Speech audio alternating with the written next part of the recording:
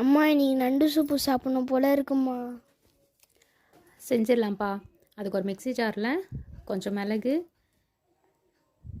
கொஞ்சம் சோம்பு,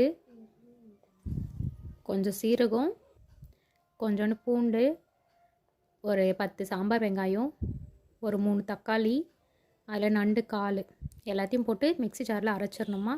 அரைச்சிட்டு கடாயை வச்சு கடாயில் எண்ணெய் ஊற்றி பட்டை இலை போட்டுடணும், கொஞ்சோண்டு சோம்பு போடணும். அதுக்கப்புறம் இந்த அரைச்சதை எடுத்து அதில் ஊற்றி வதக்கிட்டு